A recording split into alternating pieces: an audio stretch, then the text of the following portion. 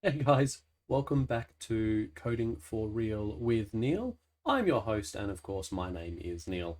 This is PHP for Real, where we look at PHP and we try and explain it using real world objects and real world scenarios. In this lesson, we're going to be learning all about arrays. I have touched on arrays a little bit previously, but what I want to do in this lesson is I want to go into a little bit more detail about arrays. Now, as always, there's a couple of things I want you to remember. There's three things I want you to remember. The first thing is, if you remember that I talked about arrays as remembering the arrangement of things in your pantry, okay? So that is what an array is. It is a group of objects or a group of variables in one variable. Now, the three things that I do want you to remember, the first one is imagine having a bunch of boxes in your cupboard, and each of those boxes have got a number on them, right? Then I want you to remember, instead of numbers, you have names on those boxes that are in the pantry. The third thing that I want you to remember is imagine moving house. And when you're moving house, you have all of these boxes. They can either have numbers or they can have names on them, and you put them all inside the back of a moving truck. Okay, so the moving truck with a whole bunch of boxes with numbers or names on them is the third thing I want you to remember. Anyway, I'll see you in the lesson.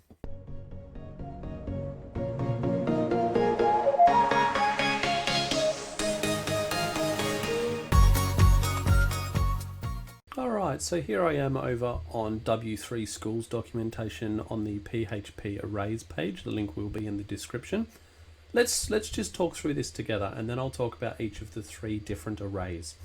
So a PHP array, or an array in any language for that matter, it stores multiple values in one single variable. So the example they've got here is obviously open and closing PHP tags, but they've got the $cars. So this is the name of the variable. If you remember, $sign to create a variable in PHP and then the name of it. So the name of the variable is cars. The assignment operator, it is equal to array. So this keyword here is letting the browser know that the cars variable is actually an array.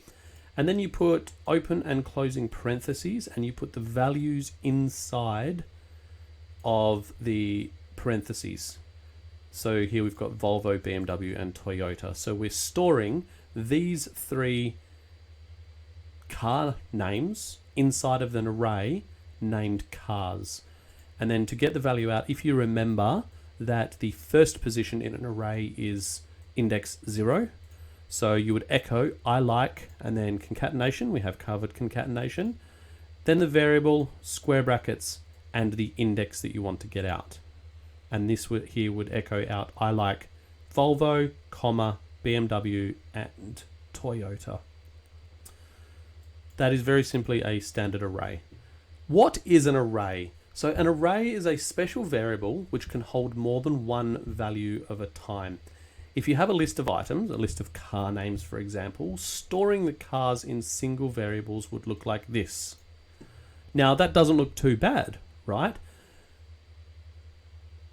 The main problem with this is, what if you had, like, this is great when you've got 3 cars, okay? What if you had 300 of them, or 3,000 of them?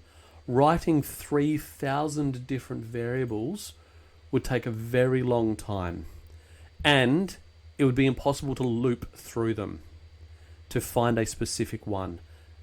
This is where an array comes in handy.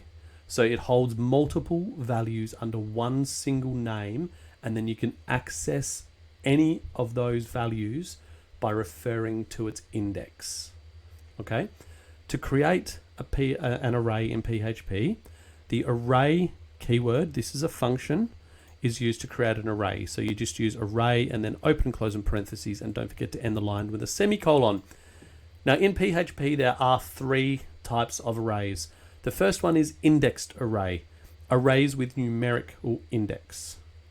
The second is an associative array, arrays with named keys. And the third is a multidimensional array. This is an array containing one or more arrays. And I will cover all three of those coming up very, very soon. And then down here is just a little bit here, the count function. So this is just giving an example. I do implore you to come and read this site. It is absolutely fantastic. The count function is used to return the length, so the number of elements of an array. So what you do is here they've set up the same array, and then you would echo count, and you would put the variable in there. This variable is an array. If we try this ourselves, it will return 3, because there are in fact 3 elements, 0, 1, and 2 within the cars array. That is what the count function does. All right, the first type of array that I want to talk to you about is an indexed array. This is an array with numerical indexes. Now this is referring to the boxes that are inside your cupboard that I said in the intro that have numbers on the boxes. This in essence is the normal array, the way you would have seen an array written already. Let me give you an example. There's actually 2 ways to write an indexed array. What you can do is let's set a variable called food, and we set it equal to an array. We open and close parentheses, and we put in the semicolon. Then in here we could write banana,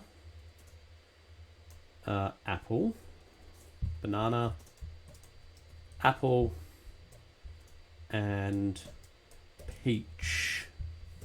Okay, so this is one way of writing an indexed array. Then if you wanted to get it out, you would echo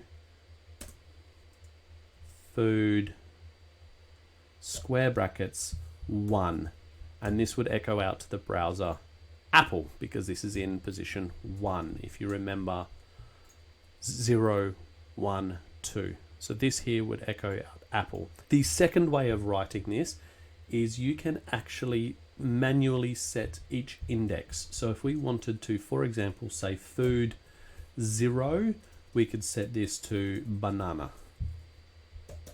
Then we could do food 1, we could set this to apple. Now this is doing exactly the same thing. So if we do food 2 and we set this to, let's say, orange, order of operation, this will actually overwrite this one here, because this one here we haven't talked about order of operation yet, but essentially it reads from top down. So it would read this and it would set position 2 to peach. Then it would get here, position 2 would be overwritten to orange. And then if we were to echo food 2, we would get orange in the browser. Let me show you that. So here we are, we're over in our localhost PHP course, and in lesson 6 we get orange. Now it's also showing apple because we are echoing apple at the start here. So we're echoing apple here. We've overwritten the value of the second index in this array, and then we're echoing out this. So this is why this one doesn't say peach, it says orange, because it's overwritten it here. So the next thing I do want to show you very quickly, because we haven't touched on loops yet, but I just want to show you how to loop through this array. So the first thing we do need to do is we just need to set up another variable here called array length, and we set this to count, and then we put in here food. So that's the first thing we need to do. So all we're doing here is we're setting a variable called array length, and we're setting it to however many, so the count, so the number of indexes that are in this food array. So if we add another one here, this will update because this is counting food array. Right, then what we do is we set up a conditional and we say for, and we open and close parentheses. We set a variable in here called x, and we set that equal to 0. So it's going to start at 0. Then we say x being less than array length, semicolon, and then we do x plus plus. Does anyone remember what this does? It's going to return the value of x and then increment it by 1. So essentially what this for loop is doing is it's starting a count, it's starting x at 0. And then it's saying, so long as x is less than the array length variable, which is the count of the food array, run the code in here. When this code runs, then increment x by 1, then x will become 1. Is x still less than the array length, which should be 3? Yes, it is. Execute the code in here, then increment x by 1. And it keeps repeating until this returns false. So until x is equal to array length, because if it's equal to, it's no longer less than. And then inside of here, we simply echo out food. And then in here, we use x. So what we're doing here is we're echoing out the food array, and the index is the current value of x. So the first time it goes around, x is going to be 0. So it's going to echo out the 0th index. Then it's going to get to the end. It's going to increment x by 1. So x is now going to be 1. Is x still less than array length? Yes, it is. It's now going to echo out food of the current value of x, which is going to be 1. So it's going to echo apple. And then what we do here is we also just echo out a little break so that they're all going to go on different lines. So this here is a for loop echoing out all of the, so we're iterating through the food array and we're echoing out each of the array elements in the indexed array. And this will come out in the browser looking like, if we refresh, this: banana, apple, orange. So I didn't put in a line break after this one here, but essentially it's looping through index 0, index 1, and index 2. And that is indexed arrays. Alrighty, the second type of array that I want to talk to you about is what is known as an associative array. Now, an associative array, this would be the example I used in the introduction where you have the boxes with names on them. You've assigned those names to those boxes, and that is what an associative array is. You assign names to the values in the array. Instead of them being indexed 0, 1, 2, you would assign names to them. Okay, so let's do an example. So you would set it up exactly the same. Let's set up age. Okay, and we set that to an array, and we put in the open and close parentheses. So what you would do is first you would put in a name. Let's put in John. Then you would use equal sign and greater than symbol. And then in inverted commas again, or in quotation marks again, you would put in the value.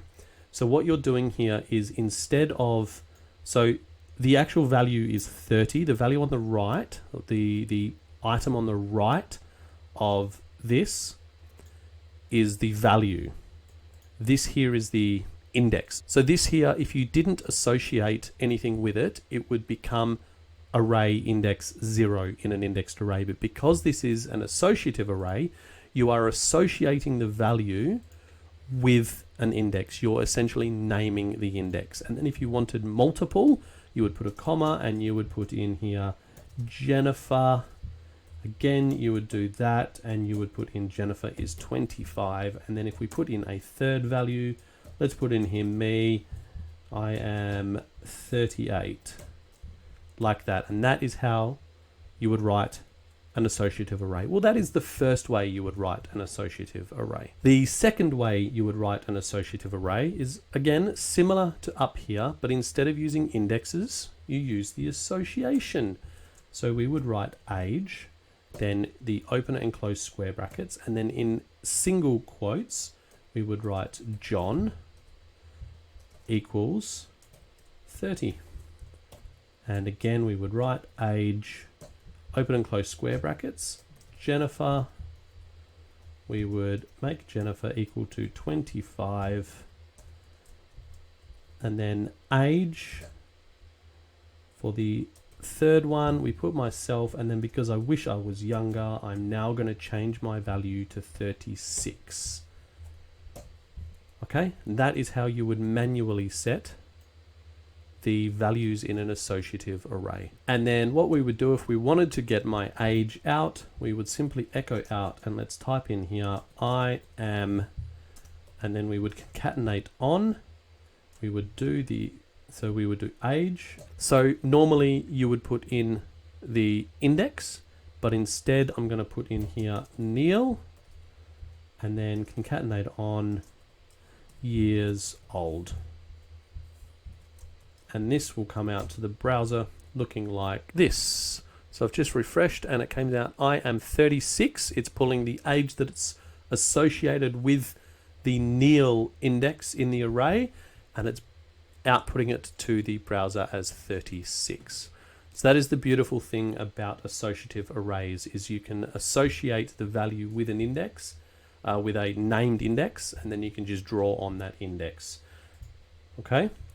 Now to iterate through an associative array is slightly different. Let me show you how it's done. So what we'd start with is we would start with a for each loop. So we would do for each and then open and closing parentheses, open and close curly brackets. Then in here, we would need to put a variable name, let's use age, and then as a variable, and then equal sign greater than symbol. And then we would set this to something like y, right? Then inside here, so this is a for each loop. So what this is doing is this is saying that for each of the named indexes in age, put the name as x and the value as y. So then if we wanted to get this out, we would echo, and we would put here, we would say key equals, then we're going to concatenate on x, and then we're going to concatenate on a comma and say value equals, and then concatenate on y like this. Let me just put a space here, and then we go down here and we echo a line break. Okay, so what we're saying here is we're simply echoing. You know about echo statement, and this is going to come out to the browser saying the key is this, because we've set all of the values in age. We've set the key as x and the value as y. So this is going to say key is this, value is this, and it should go through each of them. Each value that is within the age array will come out showing like this with a line break in between them. Let's check the browser, and we refresh. Here we go. So we've got key is John, value is 30. Key Jennifer, value 25, and key me, value 36. Because remember, I overrid my real age, because, you know, nothing wrong with wanting to be a bit younger. And that is associative arrays. The last example that I want to talk to you about is a multi-dimensional array. Now, I'm not going to go into too much detail at this point in the course, because it can get quite involved and quite confusing, especially when you're new. But these are quite important to understand. So please do go and do some extra research on multi-dimensional arrays. I'll just touch on it really quickly. There are two types of multi-dimensional arrays. There's a two-dimensional array and a three-dimensional array. A two-dimensional array is an array of arrays. Pretty straightforward, right? A three-dimensional array is an array of arrays of arrays. Now, this was when I was in the introduction. This is the part I was talking about, where when you pack up to move house and you put all of your boxes that are either numbered or named inside of a moving van, the moving van would be the multi-dimensional array, with the boxes being the arrays. Okay, so it's arrays within an array. So let's do an example. So if we were to make people, okay, and we set that to an array, open and close parentheses just like normal. So what we've done here is we've very simply created an array. That array is of people, okay? Then if we went down here and we created an array of customers, so we would create another variable called customers and set that to an array, and then inside here we would put Gary, okay? We would put Anne, and we would put Stephen. So the big difference when you are creating a multi-dimensional array is that each array you create inside of the bigger array, you don't end the line with a semicolon, because remember, you separate the indices of an array with a comma. So each array within a multi-dimensional array is an indice of that array. So instead of ending with a semicolon, you'll see this will return an error. You end with a comma, because then we're going to be putting in another array after it. But to make it easier to read, we would always go down to the next line. So the next line, we would create another array, and we would call this staff. And we would set this to an array, and we would put myself, and we would put Jenny. And for the last array within the multi-dimensional array, we put nothing, just like we would put nothing at the end of the last index in a normal array. And this here is a multi-dimensional array. Now, to get the value out, it's exactly the same, but what do you think you would need to add? So, to get the first index of the third array, you put open and close square brackets, and then you would put 0, okay? So to get access to the first array within a multi-dimensional array, you would do the same thing. So we would echo out people 0. Okay, so this is going to echo out customers, but then we just want Anne. So what will we do? You would just put in another set of square brackets, and you would put in 1. And so what this is saying is the people array, get the first element, which is position 0, customers. Oh, that's another array. Okay, not a problem. Grab the position 1 element, or the second value, out of the 0th array, which will be Anne. And this would come out to the browser as, make sure I save first, otherwise it won't update, refresh as Anne. So that's all I'm going to touch on with multi-dimensional arrays. So please do head on over to W3 Schools and read all about their multi-dimensional arrays to get a better understanding of it. This is a beginner course, so I don't want to overload you, and I don't want to confuse you by going into too much detail about how to loop through and iterate through multi-dimensional arrays. That's enough understanding for now. Multi-dimensional arrays are an intermediate topic. And any more than this would be beyond the scope of this course. Hey guys, congratulations on making it to the end of this course. This course had some really good information in it, and if you've made it to the end, seriously, you've done amazing. This stuff is really confusing when you first do it, so please do watch this video again. As I said, jump onto W3 Schools and read all about the arrays on there. And do some Google searches as well. Really, really hammer this down, because arrays are super important, super useful, and are used all the time in programming. So well done for making it to the end of this lesson. Hopefully, you're feeling a lot more confident with what arrays are and how to work with arrays in PHP. The next lesson is also going to be a pretty involved one, but I know you can do it. What we're going to be doing is we're going to be having a deeper look at objects and classes. It's going to be a really, really exciting lesson, and I'll see you there.